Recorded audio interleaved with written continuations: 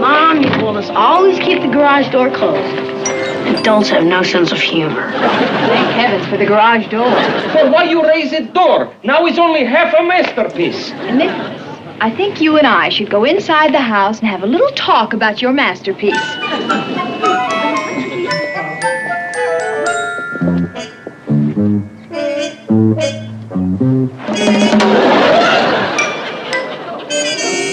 Tell me, what is wrong with my painting? It doesn't belong on a garage. Is it dirty? Honey, it isn't dirty. The human body is beautiful. There's nothing wrong with it. Good. Then I'll go lower the door. But it doesn't belong on a garage. You're asking me to paint it over a Pushkin original? Look at it this way, Nicholas. You can paint another Pushkin original, only this time make it yellow with white trim. But I am a world-famous painter.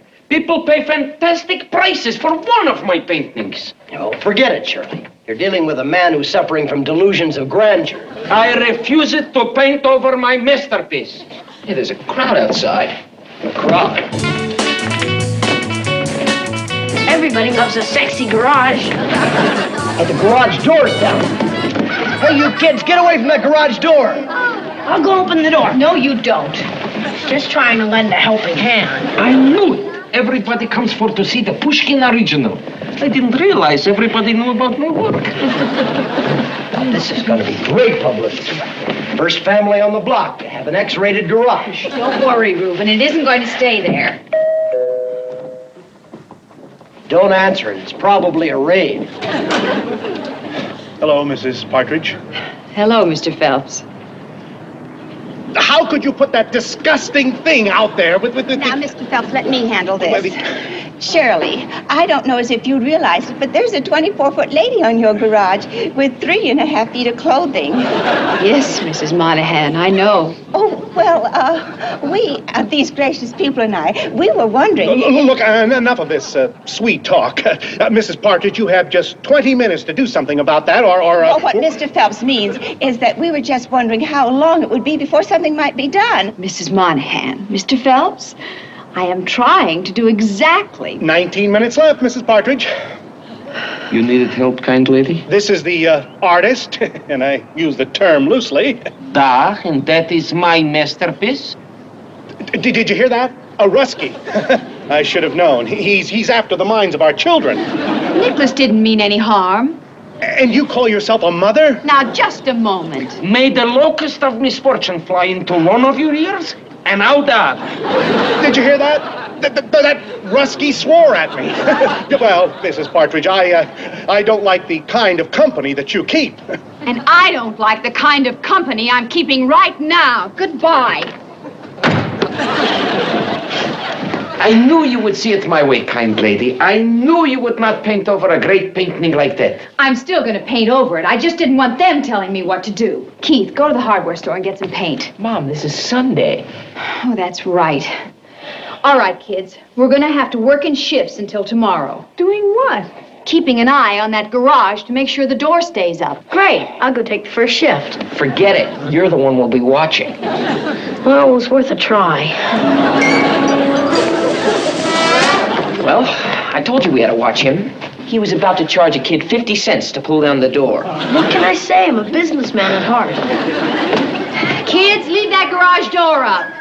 Keith, you go back out there and keep an eye on... the garage door, right? You keep an eye on him. Oh, come on. The world doesn't appreciate great art anymore.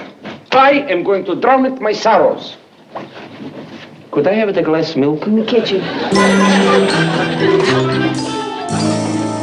We can paint over the garage. I found my crayons. And I found a man. Kids, we can't cover the garage with crayons. Who are you? My name is Sue. A boy named Sue? S-I-O-U-X. It's a nickname. You see, I'm a quarter Sioux Indian, so they call me Sue. Mm-hmm. What do you want? Well, I'm a reporter for the Free Life, and I was wondering if maybe... Surely the Free Life is one of those terrible underground newspapers. Hey, don't call names. That ain't Humpty Dumpty on your garage, you know. My garage. It's hers. Look, Mr. Sue, I think it might be a good You should idea. not be talking to anybody from that newspaper, especially a guy named Sue. Reuben, I'll handle this. Well, Thank you. Well, I guess you know your neighbors are pretty upset. Oh, it's hard to miss. Well, did you know that some of them are thinking about having you and the artist arrested? Arrested? Look, I'll admit our garage is a little out of the ordinary, but the painting is not in bad taste. Who cares about taste? Do you realize what this kind of publicity could do to us? We'd be lucky to get a gig at the Pussycat Lounge. Mom? Mom, what's wrong with Nicholas? What do you mean? I just saw him run out to his truck and take off in a hurry. So he ran out on us. Figures. Hey, you must be Danny and Lori. My name's Sue. I'm glad to...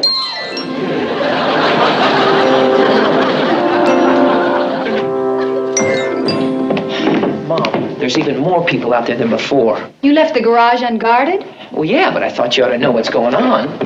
Hey, you kids, leave that door alone. Uh-oh. Mr. Phelps and some other people are starting to gather across the street, and they don't look too friendly. They're starting to come this way.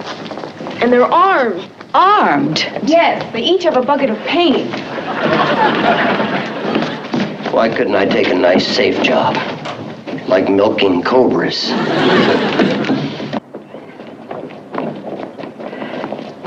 All right, Mr. Phelps, that's far enough. All right, Mrs. Partridge, this is it. We're taking matters into our own hands. It's our duty to protect the community. You're not going to paint my garage. You have 5 different colors of paint there. Oh, look who's suddenly worried about taste. Well, now, couldn't we sell this over a nice cup of tea? Oh, must we always lash out with multicolored paint? We're going to get rid of that painted lady. Please, please. Leave it alone. I like it. Just step aside, Mrs. Partridge. We're coming through.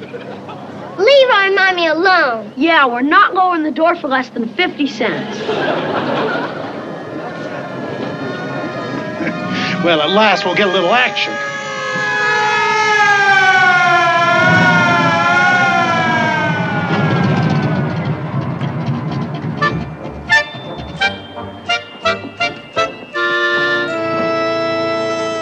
It's Mr. Pushkin. You saved it, my masterpiece. You are a wonderful lady. We thought you ran out on us. Me run out? Do I look like a beaded-eyed fink? Present company exceptionalized. I want to get Mr. Henley, the curator from the Rothschild Museum from Arc. You're kidding. Is that true? Yes. And after inspecting this painting, I'm convinced that you really are Nicholas Minsky Pushkin. From Pinsk.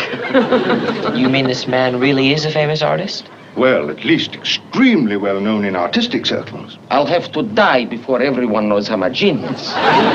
You mean this painting is... It's a real painting. It's a masterpiece and worth a lot of money. Mr. Pushkin, how would you like to do a mural on my wagon? Look, Budinsky, we don't want this kind of a masterpiece in our kind of neighborhood. Well, of course, it's up to you, Mrs. Partridge, but you simply cannot paint over this lady. It really is a masterpiece. I know. But I can't leave this lady on my garage. There you are, Mrs. Partridge. Thank you very much, Mr. Henley. Wow, look at all those zeros. I think I'm going to break out in a rash. There's still one thing I can't get over. What's that? I never thought I'd see my garage hanging in a museum.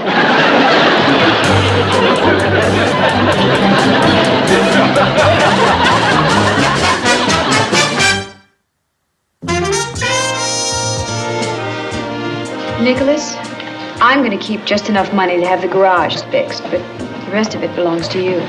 Oh, I could not take it, fair lady. You are so nice to me. Nobody's that nice. Beady-eyed, you got a point there. What are you going to do with the money? Well, my first responsibility is as an artist. And an artist must suffer. How can you suffer with all that money? I have a great plan that will cause me excruciating pain. I will take this money and go to Las Vegas. Mom, how come I can look at the garage here and I couldn't at home? Well, because now it's a work of art. Why wasn't it a work of art at home? Well, then we didn't know it was a work of art. And sometimes we don't know if something's good until someone tells us. I liked her even before she was art. You got a good taste. Yeah.